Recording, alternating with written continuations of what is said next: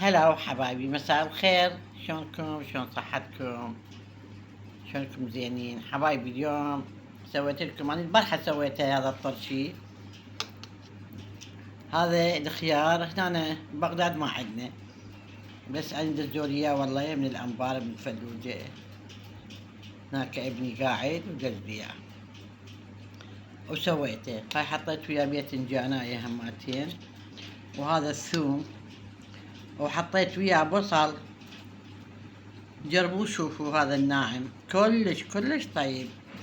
واحد طلبت من عندي شلون اكبس الطرشي. اني اجيب الخل والخيارايه، الزمها، بس اشكها من هنا واشكها من هنا، لان من افتحها راح تصير مثل ما يحصل مو حلوه.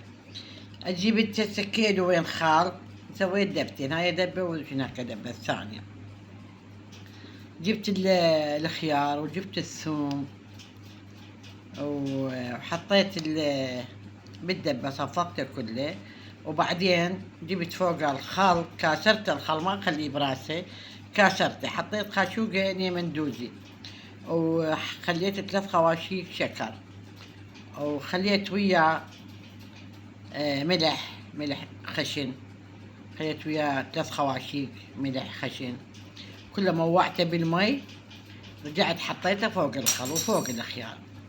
تخلينه انت شو وقت قدام تجين تاكلينه مستعجله تاكلينه، ما عندي انا اخليه مثلا احد يجينا بخطار. هذه للعائله مسويه واحد، وهذا انا مالتي الي اسوي بواحد. وان شاء الله يعجبكم ويخش الله. لا تفورون الخل، انا ما فور الخل، انا صار لي سنين اسوي هاي الطريقه مالتي.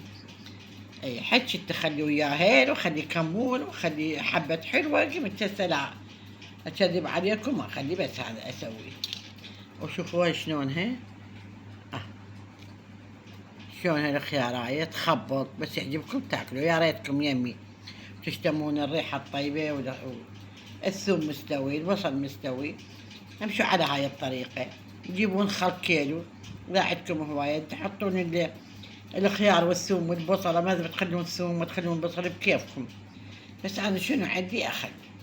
أتشكن بالسكينة، أحطن بالدبة، وارجع بعدين من ورا ما اسوي الملح. 3 خواشيق ملح اخلي، او اذا احتاجيت خاشوقتين ملح خشن، واخلي وياه نيمندوزي، واخلي وياه شكر.